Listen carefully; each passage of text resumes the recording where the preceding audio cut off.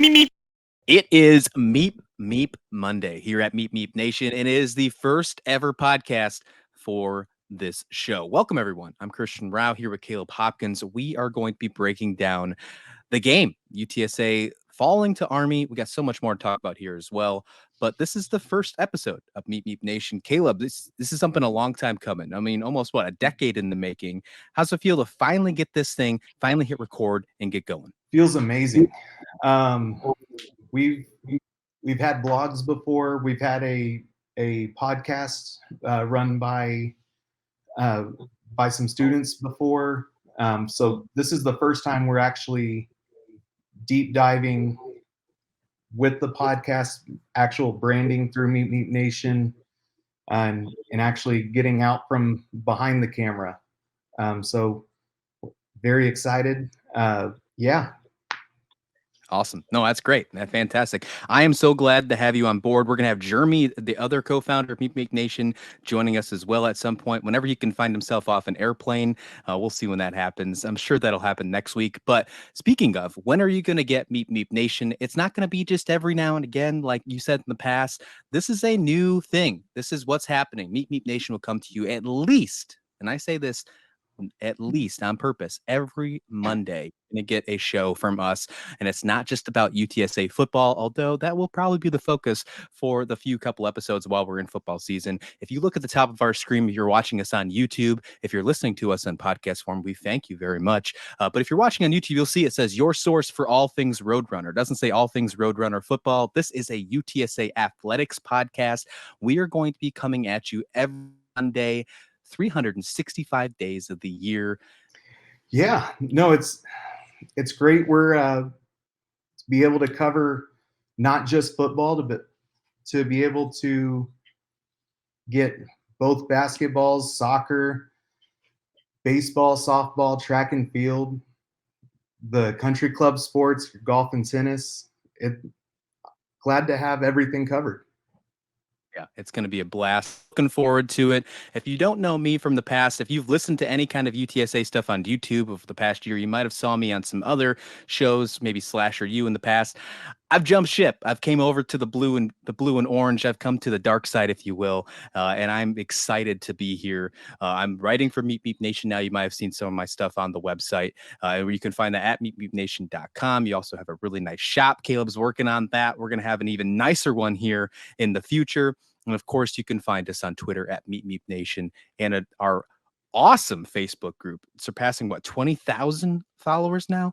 At Meep Meep Nation on Facebook, a huge community, a very vocal, a very active community. I was actually very shocked when I initially got into the Facebook group. I didn't know it was that deep. I am still being surprised more and more. This is UTSA is still new to me. I'm only probably about 18 months into the UTSA experiment of the short experiment that it already is, Caleb. But these fans surprise me more and more every single day, especially in that Facebook group. I'm really excited to be a part of it. Yeah. So football being just a little over 10 years old, we have a very tight knit community, and everyone's very vocal about directions they want to see things go, and very excited about seeing its success as it grows and being there from the beginning. Well, we got a lot to talk about in this episode, so let's not waste any more time. As you can see, my hat's already going farther back as my forehead's already too big. We don't need to keep it flowing even more. Let's dig into this game. Army, UTSA. It was a tough one. We're looking at this record now, UTSA sitting at 1-2, something that we obviously weren't hoping for, really weren't expecting once we got to this point in the season. I honestly thought we'd see a 3-0 next to this, but we know what happened at the Houston game. We don't have to get into that. Texas State was a fantastic game, but we go into this one, and right off the bat, we don't have Frank Harris. That was tough. We broke that news on Friday where we talked about Frank Harris was out due to the foot injury. We did not see him play this game. He didn't go in warmups, but Eddie Lee Marburger, the redshirt sophomore, he was quite surprising. I had low expectations for him, Caleb, after what I saw from him in the Texas State game when he had to come in for Frank towards the end of that first half. But what he did and the adjustments for whatever happened during this week, his prep, he looked pretty dang good. Yeah, so that's one of the things we got to remember is Eddie's always come in either the cleanup time or he's thrown in right after an injury. Um, this was his first game to be able to show us what he's got and know that he's the starter from the beginning. And he didn't disappoint. Had to deal with a little bit of challenges from being able to get passes off quickly, um, and just missing the same weapons that Frank's been missing at the very beginning. Uh, JT being out was I'm I'm sure pretty hard. I mean, when you look at JT Clark, I mean, we heard that he snuck on for a play last week. There was all these rumors, and saw a couple tweets that we had a group message between you and I and Jeremy, and I heard a message just saying that JT was on the field. I don't know if that happened or not. We'll have to get a verification to see if he snuck on for another play in this one. But yeah, you're right. Missing out on some of those receivers that we haven't seen all season. Obviously, there's the whole conversation of missing out in the receiver that we lost in the portal in the offseason. But Josh Cephas looked good. He's turning into a really solid number one receiver, 8 receptions, 84 yards. And I mentioned this in our recap article at Texas State last week. Tyreek Ogle-Kellogg deserves so much flowers. I don't think he gets the credit that he deserves on this team. Yes, he only had 1 reception this one, but it was probably the most memorable reception in the entire game, that halftime Hail Mary. It was just very good, very, very awesome to see. But Eddie Lee Marburger, going back to him, 17 for 25, 239 in his first career start, 3 touchdowns, no picks. And that's something to be really excited for, especially when you talk about the future of UTSA. That quarterback position is going to be a question mark or a conversation that we talk about all offseason long, because unfortunately, we won't have 8-year senior Frank Harris next year. It just won't happen. I don't know if his body could hold up even if that was the case. But Eddie Lee Marburger is definitely going to be in the mix for who is under center next year for for Coach Traylor and his offense. Yeah, I mean, definitely losing uh, losing Zakari to the portal to Ole Miss hurt us a bit, but we've also been so spoiled with all of our different receiving options. I mean, last year having Zakari, Cephas, JT, and then at tight end having Oscar. I mean, we're spoiled with our options, and it kind of tended to be, hey, who's that next man up going to be? We Cephas is back and healthy. JT's still healing a bit. So who's going to get those reps? Who's going to get those targets? Does it all fall on Cephas and Oscar to step up, or do we have more waiting in the back? And Tyke definitely stepped up to the plate, and so did Carpenter. He did very well too. Yeah, only got 1 reception for 6 yards, but he was a part of probably the most controversial play of the entire game, and I'm sure we'll get to that in just a second. But talking about the rest of that receiver core who stepped up, Devin McEwen had his first touchdown reception. This one, a 72-yard touchdown reception. That was very exciting. There was a lot of exciting plays on the UTSA offense. The unfortunate part about it, Caleb, is that they just weren't on the field enough. And we'll get to the elephant in the room and why that was the case in just a hot minute. But I want to talk about this rushing game. And I think this also kind of falls into play as why we didn't see much of them in this one as well. UTSA only had 15 minutes of time possession, 15 and change compared to Army, which was 44 and change. You're talking about putting UTSA's defense on for 44 minutes in comparison to only 15 minutes of Eddie Lee Marburger trying to get this offense to the click, which I think for what he was handed and only getting that 15 minutes, he did a very good job. Now, some of this is on the offense for not being able to extend drives when they had the opportunities to do so. Okay, I'll give you credit there. But I think we know where most of this has to go, the finger pointing. But the rushing game, the last 2 weeks, the beginning of the season against Houston and in week 2 against Texas State, Kavorian Barnes went over 100 yards, 103 each game, actually, and a touchdown. And this one, only 9 carries, 39 yards, no touchdowns. He did have a very crucial fumble, Caleb, at the beginning of this game that I'm sure you want to talk about.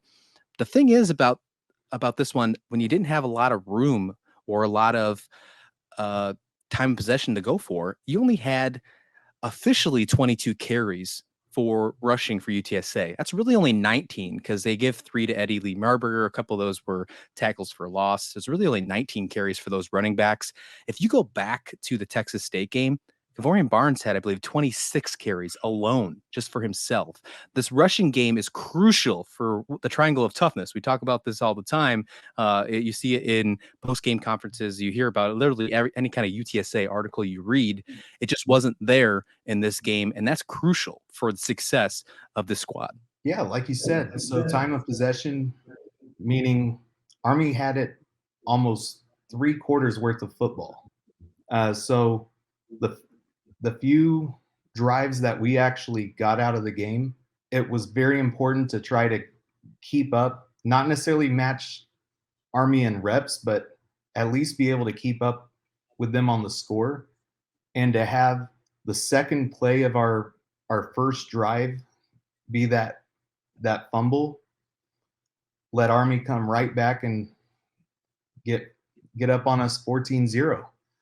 And that's a lot to put on Eddie and the offense, especially the limited amount of time that they were able to be on the field. For us to be able to even come back and have a chance was amazing given the circumstances. I mean, they couldn't get into a rhythm at all, and yet a few plays here, a few big plays there, and we were right in it at the end of the game. Yeah, 100%. Last thing I want to talk about this offense, and I'm sure you really want to dive into this one as well. You were at the game. So I mean, you were there. I was staring at TV, yelling, cursing at it from all the way from Washington. I will be there soon, by the way, UTSA fans. Next home game, you will see my butt in the seat at UAB for my first ever game at the Alamo Dome. I can't wait. But you were in person watching this one.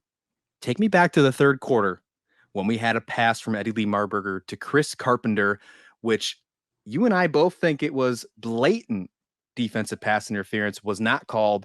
That down by 9 at the time. I mean, that honestly could have been a huge shift of momentum and could have been one of the reasons why this one went final with UTSA falling in the loss column, Caleb. There's no way about it. It was blatantly missed call. It was incredibly obvious. He got there probably about half a second before the ball did, and of course, it was even clear on the jumbotron. Crowd was chanting things I don't really want to repeat in the student section. But I mean, it was loud all over. It was clearly obvious to everyone that saw it. At the same time, you know, big miss call in the third quarter, but how many of these games do we need to let be decided by a missed call or not? Like we shouldn't be in the position to where that's the deciding factor. And let's actually get to that. Perfect segue, by the way, to why they were in that situation, why they had to maybe rely on a no pass interference call that did lead to a punt after that one, by the way. And that's the defense. The defense did not do their job. Let's just not sugarcoat it. Let's be straight up, straightforward. I was talking on social media, Caleb, before this game. I was hyping it up. I was getting excited. I mean, that's what I do. I hype them up because UTSA deserves all the hype in the world. What have they done the last couple of years? There was that beautiful stat on ESPN that we posted on social media. The most FCS wins or FBS wins since 2021. You see Georgia, you see Alabama up there, and then you just see this little University of Texas, San Antonio up in that spot as well. I'll tell you what, this team deserves all the hype, but they also deserve the criticism when it's deserved. And I think in this case, the defense really deserved to be looked at maybe under a microscope. In the Texas State game, they were fantastic. We saw guys like Trey Moore, 3 sacks. They were third downs. They were unstoppable. Pass deflections, pass blocks, tackles for loss. The Texas State, they really did their job. In this game, they had a very hard time on third down efficiency. I think they were 8 for 20 Army was. I mean, just under 40% or just under 50%, excuse me. But on fourth down, Caleb, they could not be stopped. UTSA could not stop Army on fourth down. 6 for 6. They allowed over 400 yards of total offense against a military school. And I know it's tough to say that. I know that, San Antonio is a military city, but let's be honest. We're talking about a military school here, folks. I'm a military veteran, and I'm saying that out loud. Okay, this should be the case. Army's kind of had our number in the past. There's been 3 losses. If you correct me if I'm wrong, there's been 3 losses at the Alamo Dome since Coach Traylor's been there, and Army's had 2 of them. So there's some question marks here. Maybe they just found a way to get their number. I want to talk about Coach Traylor and what he said in post game here at some point, but take me to your thoughts because again, you were at this game. I only got to see the TV copy. You got to see the real copy live and in person. Tell me about this defense. What did you see? Well, was the expectations just did they just falter as much as I'm talking about right here? Yeah, I mean, traditionally with your triple option, you want to sell out on stopping the run every play, and okay, yeah, they might get a pass here and there, but stick to your assignments, take out the runner, and you're good. And this wasn't quite a triple option. It was, I mean, they were out of the shotgun a lot, but yeah, our defense started getting gassed more and more. The fact that Army passed more than they typically did, we couldn't pick a lane on, do we start going all out for the run and keep giving up the passes that they're doing more and more often, or the amount of great runs that they would have on those fourth downs, the shiftiness of their quarterbacks and running backs, be able to just hit the reverse.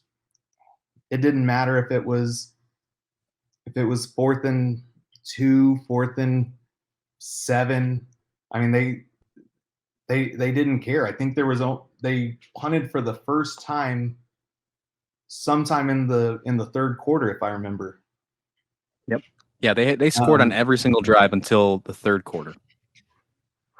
There's like a minute left in the third quarter, I believe, too. It was like almost the end of the third quarter. They had a hard time containing Bryson Daly. One of the things that I was hoping that we do running, he had 24 carries. He had more carries than the entire UTSA running back committee combined. Now, we expect him to have more carries. They're a running team, so don't take that stat too harsh, if you will. 100 yards, had a touchdown. There was also Hayden Reed, who had 20 carries himself for 107 yards. He led the team actually more than Bryson Daly. But Jacoby Buchanan is the guy that I'm going to have to shout out for Army. That dude is a human wrecking ball. I mean, he looks like an offensive lineman in the backfield for Army. He had eight carries for only 30 yards and a touchdown, but it seemed like every time he touched the ball, he was making an impact. He was probably one of the biggest reasons why that defense was gassed. I think they used him a lot on the fourth down efficiency plays. He was to me the most impactful player on that Army team. Bryson Daly obviously doing his thing, but Buchanan, I mean, he looked huge on TV. I'm sure he looked pretty big sitting there in the Alamo Dome as well. That guy, I swear, that was like the fridge reincarnated wearing an Army Black Knights uniform, Caleb. Yeah, I mean, time and time again, it did not matter. We had such a great performance out of our front seven the first 2 games, and I mean, we couldn't catch a break. I mean, Army Military Academy knows how to run. Who would have known? Yeah, and shout out to Army's head coach. I mean, what he has done with that program, Jeff Munkin, what he's done with that program has been absolutely lights out. I mean, as somebody who's a military veteran, I'm a Navy guy, by the way, too. So I don't really like getting this Army Navy thing and Army winning, but Navy used to have Army's number for a very, very long time. Jeff Munkins came in. He's really changed up that style and what they've done. This new offensive coordinator looks good.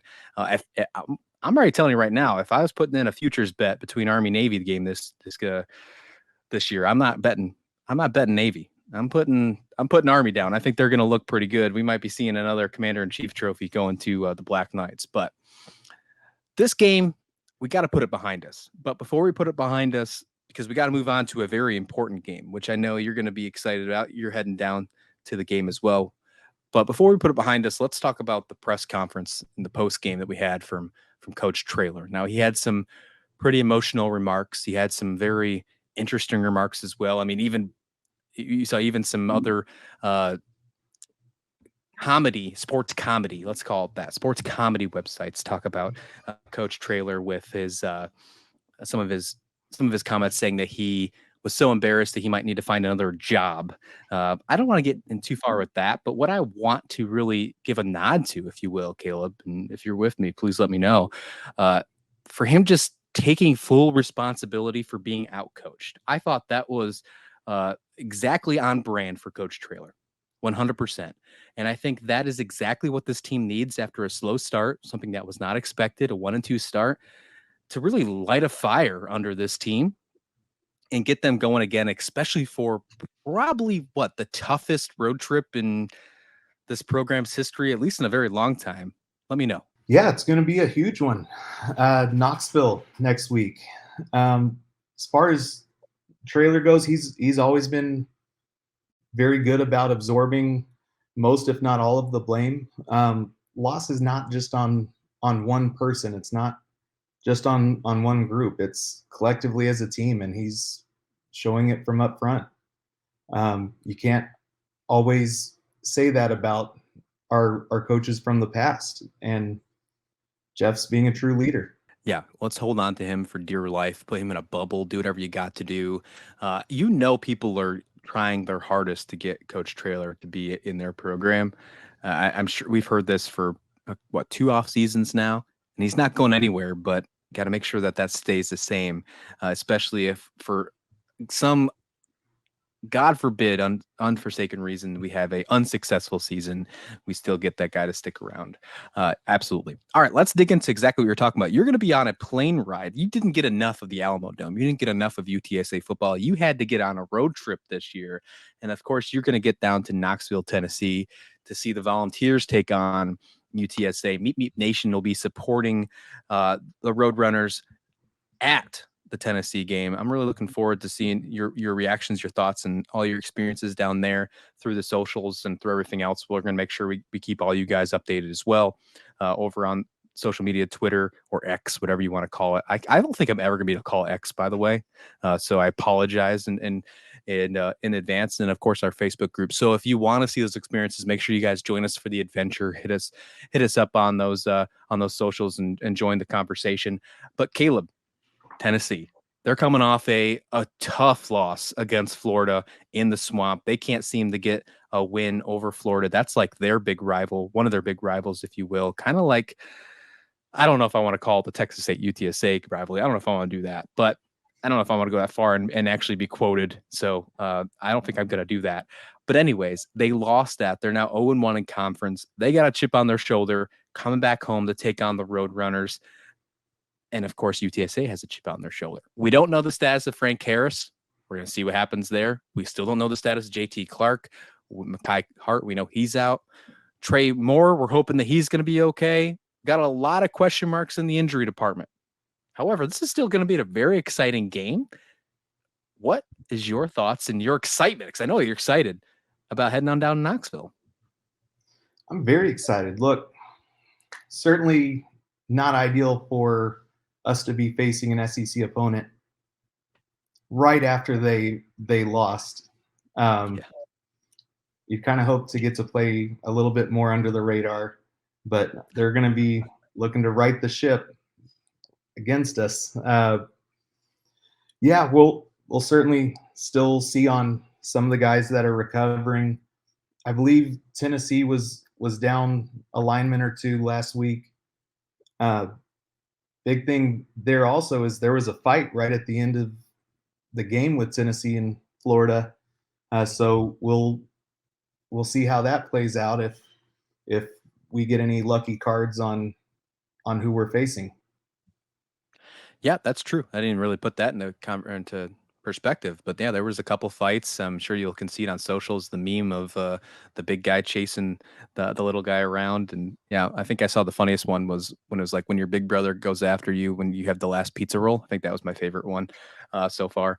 But yeah, when you look at Tennessee in the game, I mean, Florida's had Tennessee's number in the past, so this could just be one of those games. Who knows? But they had a very hard time offensively. Look, they started slow in week 2 against Austin P as well. If you remember, I know we were talking in our group chat. We looked at the scores with a couple of those eyeball emojis. Go, what's going on? And then in week 3 against Florida, they only had 100 yards rushing. Now they had 220-ish, I believe, against Austin P. They had 287 in week 1. So I mean, they can run the ball. But when you're talking about a UTSA defense who just allowed 400 yards of total offense, over almost 300 on the ground, you got to look at that rushing game. I looked at right away. Tennessee's going to want to right the ship in that running game after only allowing 100 yards. I assume that they're going to really focus on that running game initially against UTSA, especially since what they just saw Army do to us. So I'm sure that all week this game plan, there's going to be some long nights, I think, for UTSA's defense before the road trip. And I think they're really going to be focusing on how to stop this run. Joe Milton's obviously a crazy good quarterback. They talk about him having the strongest arm in all of college football. There's a lot of things that have to go right to win against Tennessee. I think we've known that from the very start, even when the expectations were at the tippy top for before the Houston game, before the loss against Army. There's a lot of things that need to go right. Doesn't mean it's impossible. And I think it's still very possible. And I think the coolest part about it is if Tennessee loses this one to UTSA, Tennessee will not be ranked. They are ranked 23rd in the nation. UTSA will knock them out of the rankings if they get a win in Knoxville. I don't know if that happens. I'm obviously going to be hyping them up all week. Caleb, I know you are too, as you tailgate and sit on down there, but there's a lot of things that got to go right. Don't you agree? Oh yeah, and I mean, you're talking about their quarterback. I mean, didn't he throw like 90 yards in one of the practices? Yeah, he's brilliant. He's got a gorgeous arm. I mean, it is just. And they talk about him, who has the strongest arm in college football. They asked him, and he, of course, said him. But if you are doing a full analysis of college football, I truly don't know if there is anybody who has a stronger arm than Joe Milton. Now, he's shadowed behind what that offense did last year in Tennessee with the Hendon Hooker offense, that really fast pace offense with him and Jalen Hyatt and basically Josh Heupel coming on the scene in SEC. Obviously, I think you can remember the Tennessee Alabama game that arguably was the game of the year last year. Them getting that upset win. It hasn't really started off that great for them this year. That offense has kind of stalled out. The fact that they're just entering conference play, UTSA is now in the middle of that conference play after a loss to Florida. I feel like a lot of adjustments are going to be made on UTSA to try to get themselves right so they can get into SEC play and find themselves still in the contention, because the SEC is wide open. We saw what Alabama looked like this week. They didn't look too good. Georgia almost lost to South Carolina. I mean, the SEC is wide open. Even though Tennessee lost to Florida, doesn't mean that they're finally over. So now, if they get 2 losses, I think that might happen. So UTSA could find a way to knock them out. I love that I'm rambling on here. You're going to get that here on this show. You're going to get a lot of rambling and firing from the hip. I'm all about it. I just love sports and love talking about it.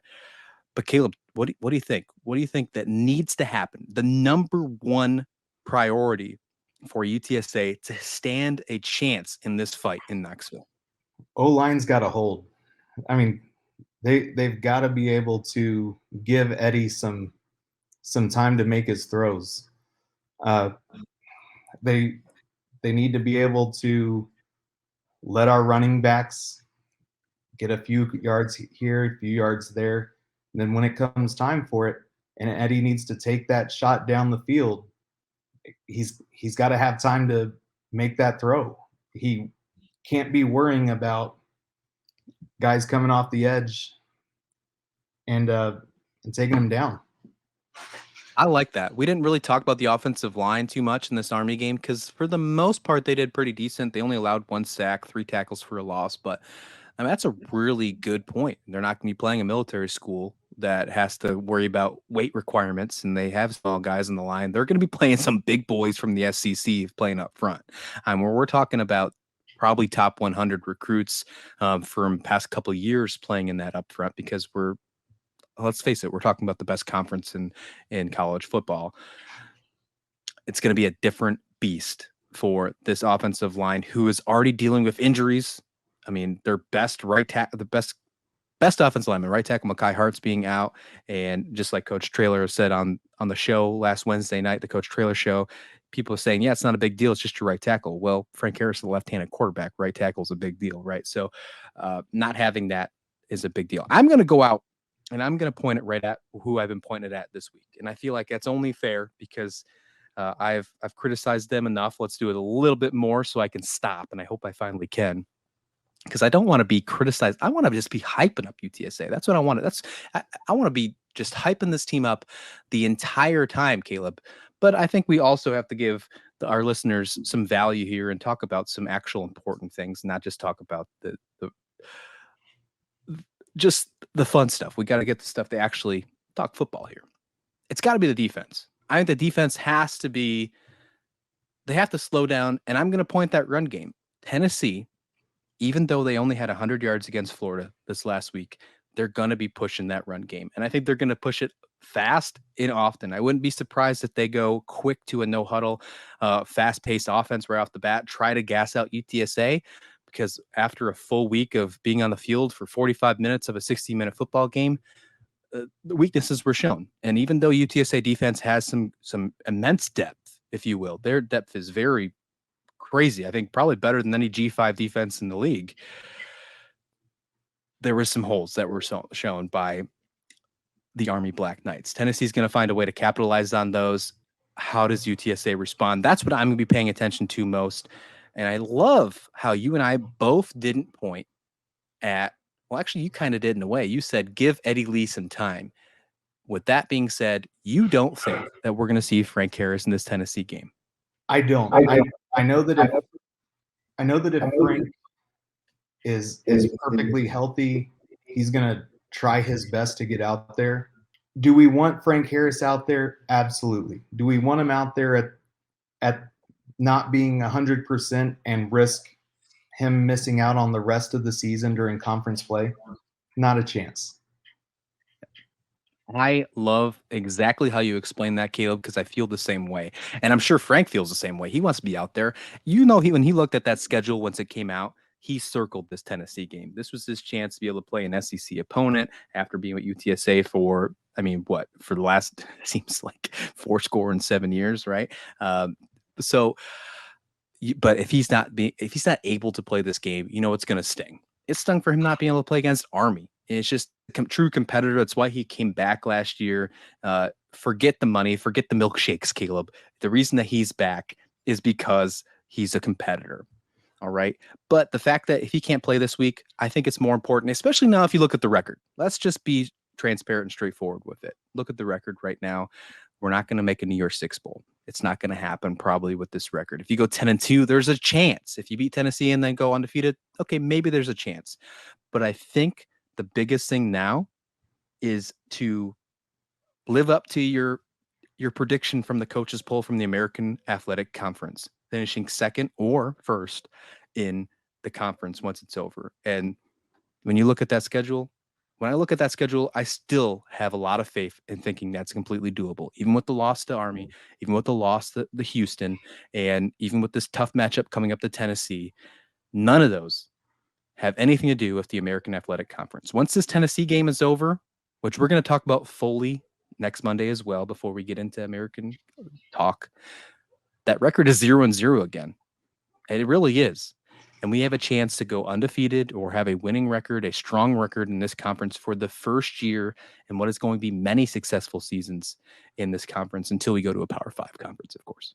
Yeah. I mean, like you said, going into conference play, 0-0. We have some teams from the American that have kind of surprised us in how good they've started their season. Others that have kind of struggled more than they they initially thought they would in their out of conference. We should be in the thick of it with the rest of them. I think there's still a decent chance. Of course, we really have to make sure that we're fine tuning things going into conference play, but we're not out of the mix by any means. I think that we still could be a top 4 team in this conference. Easily. I'm even go higher than that and say we will be in the American Athletic Conference Championship game. I still have faith in this team. I know that there was a lot of things that went wrong at the beginning of the year, but I believe in this coaching staff, and I think more than anything, I believe in this coaching staff, but I believe in this squad as well to be able to turn things around. And I think we're going to see some great adjustments in this game on Saturday. We're going to see that 1 o'clock on Saturday. That's when the game time starts. I think that's 1 o'clock Eastern. No, I'm sorry. That's probably my time out here in the crazy West Coast. So it's a 4 o'clock Eastern game. So that would be what 3 o'clock Central Time. Look at us just throwing random times out there. I don't know. Look at it. Look at an app, folks. And then we get ready for conference play. Next home game, I'm going to be there to see UAB. And I'm going to be sitting right next to you, Caleb. We're going to be cheering it down. We're going to be seeing some fun stuff.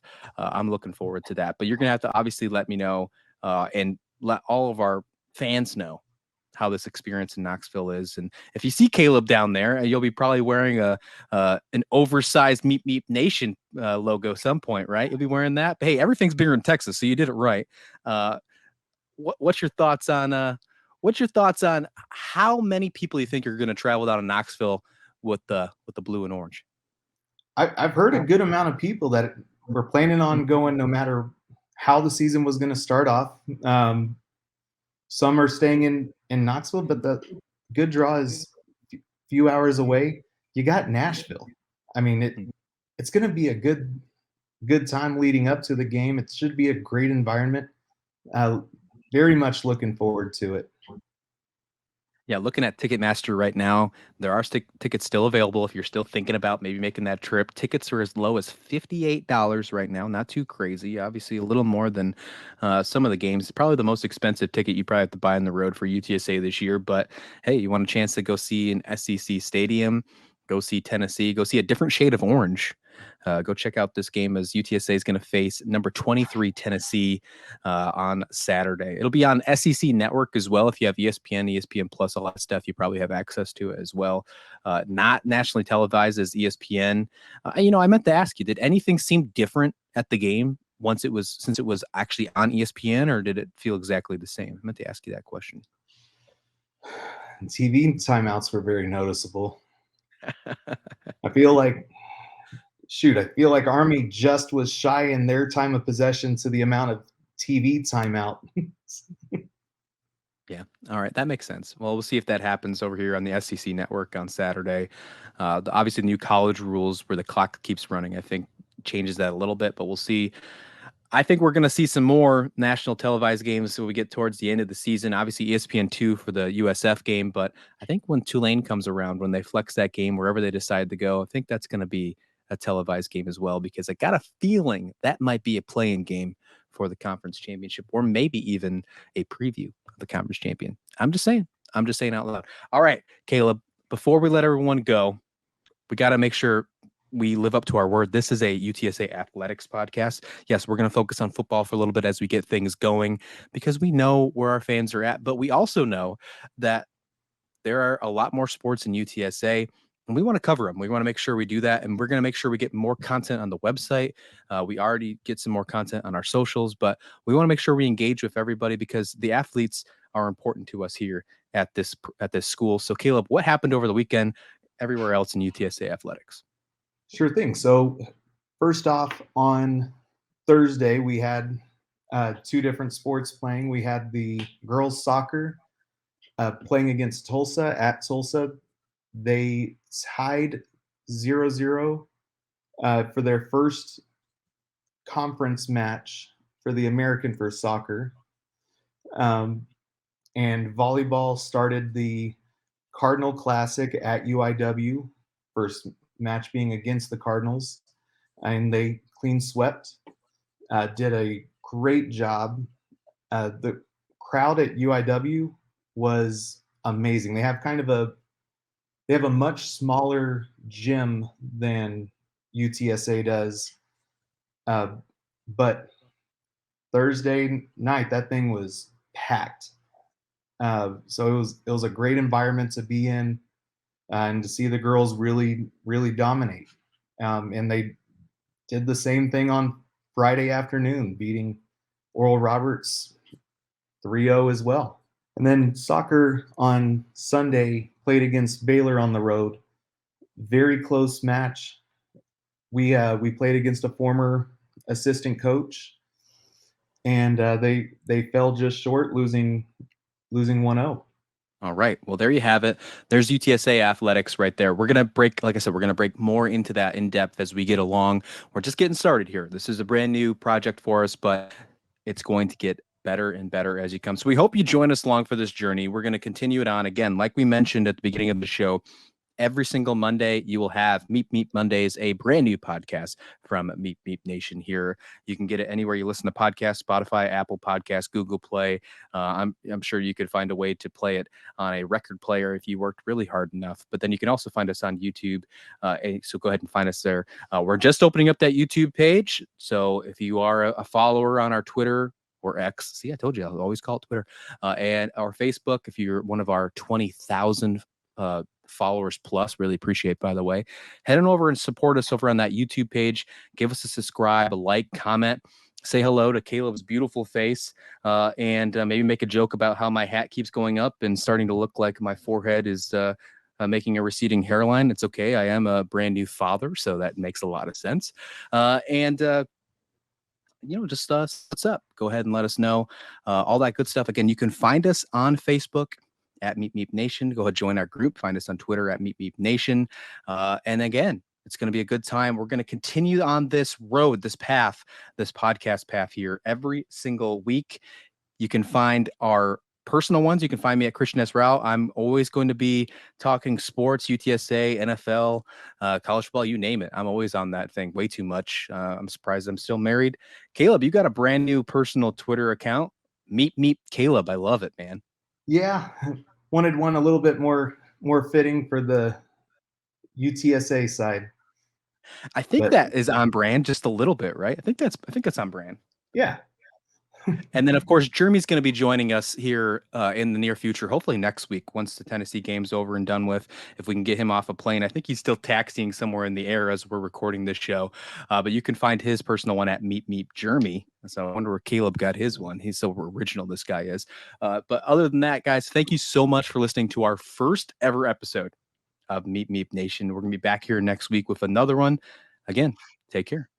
Thanks for listening, y'all. Meep Meep.